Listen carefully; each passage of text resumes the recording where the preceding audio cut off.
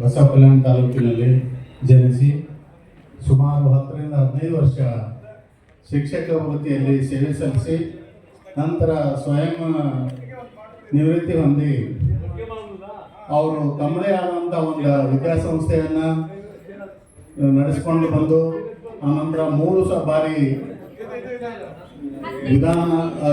ಲೋಕಸಭಾಗೆ ಬೀದರ್ ಜಿಲ್ಲೆಯಿಂದ ಸ್ಪರ್ಧಿಸಿದ್ದಾರೆ ಮತ್ತು ಕರ್ನಾಟಕ ಪ್ರದೇಶ ಬಂಜಾರ ಸೇವಾ ಸಂಘದಲ್ಲಿ ಸುಮಾರು ವರ್ಷದಿಂದ ಸೇವೆ ಸಲ್ಲಿಸುತ್ತಾ ಬಂದಿದ್ದಾರೆ.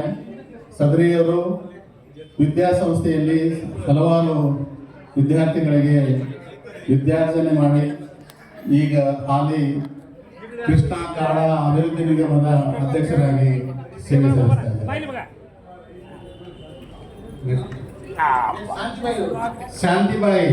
ಶಾಂತಿಬಾಯಿ ಅವರು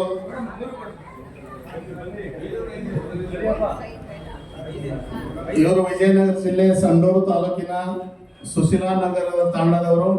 ಬಂಜಾರ ಕಸೂತಿಯಲ್ಲಿ ಪರಿಣಿತರಾಗಿದ್ದು 2003ರಲ್ಲಿ ಸ್ವೀಡನ್, 2004ರಲ್ಲಿ ಸ್ಪೇನ್ ಮತ್ತು 2006 ಮತ್ತು 2007ರಲ್ಲಿ ಗ್ಲೋಬಲ್ ಮೆಕ್ಸಿಕೋ ನಗರಗಳಲ್ಲಿ ಮತ್ತು 2012-15ರಲ್ಲಿ ಜಿನೇವಾ ಸ್ವಿಟ್ಜರ್ಲೆಂಡ್ನಲ್ಲಿ ವಿದೇಶದಲ್ಲಿ ನಡೆದ ಅಂತಾರಾಷ್ಟ್ರೀಯ ಸಮ್ಮೇಳನಗಳಲ್ಲಿ ಭಾಗವಹಿಸಿ ಪ್ರಶಸ್ತಿ ಪಡೆದು ಸಮಾಜದಲ್ಲಿ ಸಾರ್ಥಕತೆಯನ್ನು ಹೊಂದಿರುತ್ತಾರೆ.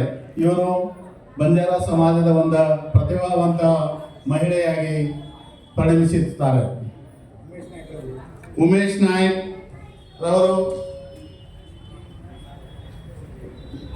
ನಮ್ಮ 1988ರಲ್ಲಿ ಚಿತ್ರನಟ ಮತ್ತು ನಿರ್ದೇಶಕ ಮಾನು ಅವರ ಮಲೆನಾಡಿನ ಚಿತ್ರಗಳು ಎಂಬ ಧಾರಾವಾಹಿಗೆ ಸಹಾಯಕ ನಿರ್ದೇಶಕರಾಗಿ ಕೆಲಸ ನಿರ್ವಹಿಸಿ ಚಿತ್ರೋದ್ಯಮಕ್ಕೆ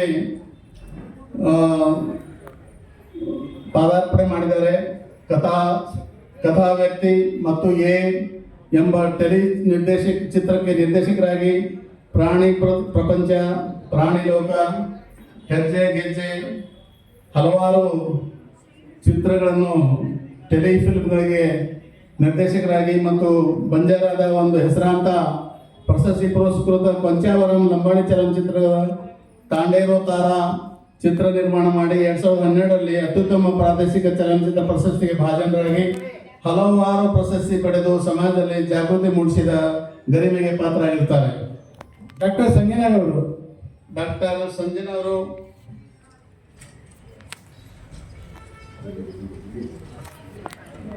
ಡಾಕ್ಟರ್ ಸಂಜನಾ ಬಿ ಇವರು ಶ್ರಮವಿದ್ಯೆ ಬೆಂಗಳೂರು ದಕ್ಷಿಣ ಜಿಲ್ಲೆಯ ಕನಕಪುರ ತಾಲೂಕಿನ ಚಿನ್ನಗೋಡು ಗ್ರಾಮದ ಬಲರಾಮ್ ಮತ್ತು ಶ್ರೀಮತಿ ಸರೋಜನಾಯಕ್ ಅವರ ಪುತ್ರಿ. ತಂದೆ ತಾಯಿಯರ ಆಸೆಯಂತೆ ಆಯುರ್ವೇದ ಕ್ಷೇತ್ರದಲ್ಲಿ ಪದವಿ ಪಡೆದು ಗ್ರಾಮಾಂತರ ಜನರ ಸೇವೆ ಸಲ್ಲಿಸುವುದಾಗಿ ಪಣ ತೊಟ್ಟಿರುತ್ತಾರೆ.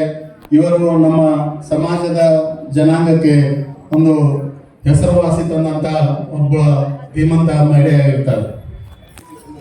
ಲಕ್ಷ್ಮಣ್ ಚವ್ಹಾಣ್ ಅವರ ಪುತ್ರಿ. ಇವರು ಬದುಕಿ ಓಬವ್ವ ಪ್ರಶಸ್ತಿ ಪುರಸ್ಕೃತರು ಮತ್ತು ಜಿಲ್ಲಾಡಳಿತ ಗುಲ್ಬರ್ಗಾದಿಂದ ಬಂದಿರ್ತಾರೆ. ಇವರು ನಮ್ಮ ಬಂಜಾರ ಸಮಾಜದ ಒಬ್ಬ ಪ್ರತಿಭಾವಂತ ಮಹಿಳೆಯಾಗಿದ್ದಾರೆ. ಶ್ರೀಮತಿ ಲಲಿತಮ್ಮರವರು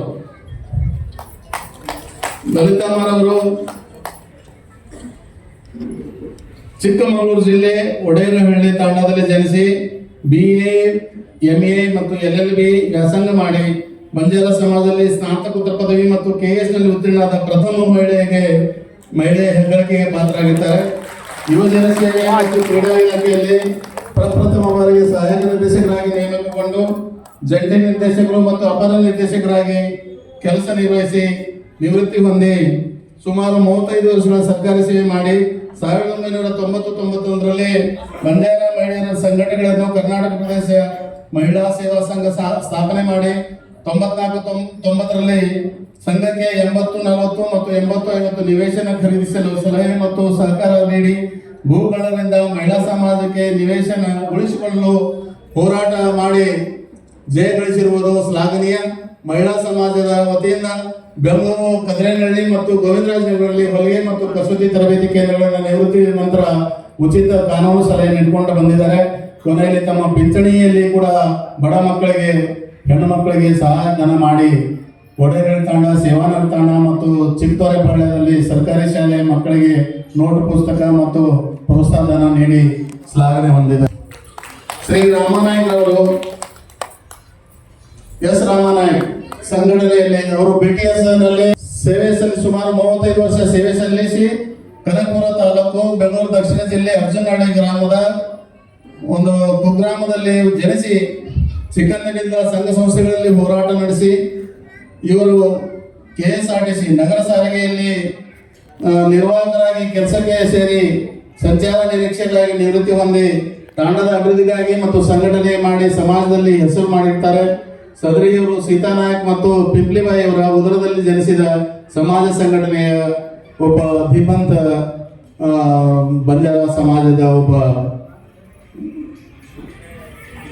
ಹಿರಿಯ ಸಂಘಟಕ ಅಧಿಕಾರಿಯಾಗಿರ್ತಾರೆ.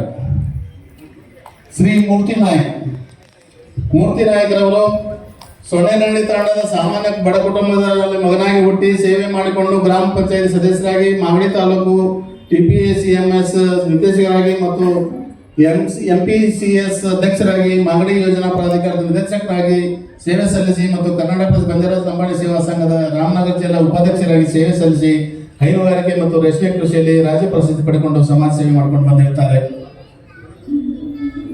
ಧನ್ಯವಾದಗಳು.